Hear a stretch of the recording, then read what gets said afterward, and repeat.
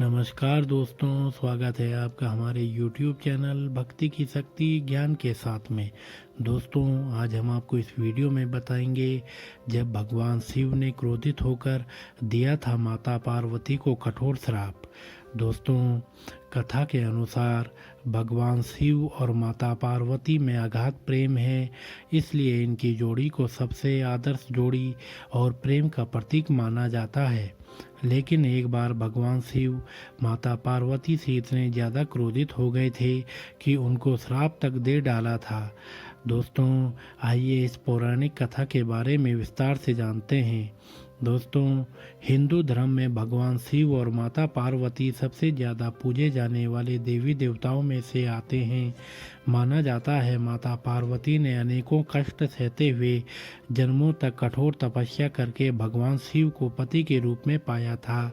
मान्यता के अनुसार अखंड सुहाग और पति की लंबी उम्र के लिए माता पार्वती का व्रत किया जाता है और माता पार्वती के साथ भगवान शिव की पूजा की जाती है।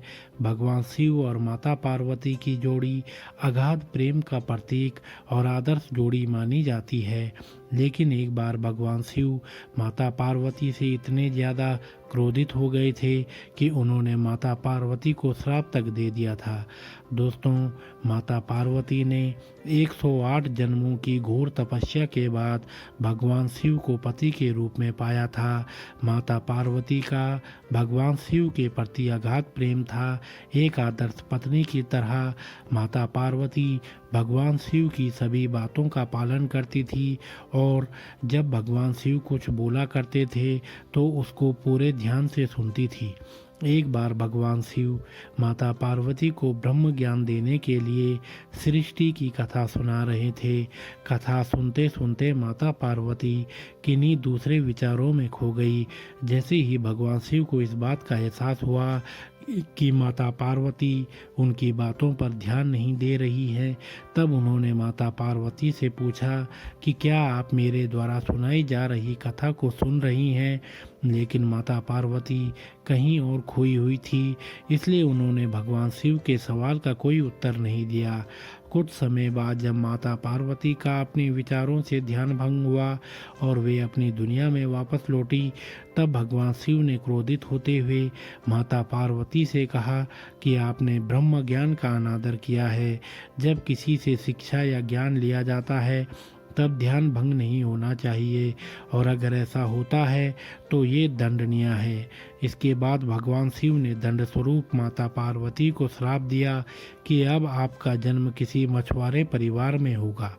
माता पार्वती को अपनी गलती का एहसास हुआ, पर तब तक काफ़ी देर हो चुकी थी और भगवान शिव उनको श्राप दे चुके थे। अब दुख में डूबी हुई माता पार्वती मछुआरों के एक गांव में पहुंची। इस गांव के मुखिया की कोई संतान नहीं थी। एक दिन वो मछली पकड़ने के लिए तालाब जा रहा था, तब उसको रास्ते में एक पेड़ के नीचे एक कन्या बैठी हुई मिली, जो कि वास्तव में कन्या के रूप में माता पार्वती थी। वह नन्ही कन्या पूरी तरह से वहां अकेली थी, उसके साथ कोई भी नहीं था। तब मछुआरे ने इस घटना को प्रभु की कृपा समझा और उस नन्ही कन्या को अपने साथ अपने घर ले आया। माता पार्वती उसी घर में कन्या के रूप में रहने लगी। इस तरह माता पार्वती को अपना एक जन्म भगवान शिव के श्राप के कारण मछुआरे के घर में काटना पड़ा। तो दोस्तों, अगर आपको यह वीडियो पसंद आया हो तो आप हमारे चैनल को लाइक, कमेंट, शेयर, सब्सक्राइब अवश्य करें और बेल आइकन दबाना ना भूलें, जिससे हमारी आने वाली सभी वीडियो आप तक समय से पहुंचती रहेंगी। तो आप सभी मित्रों का बहुत बहुत धन्यवाद।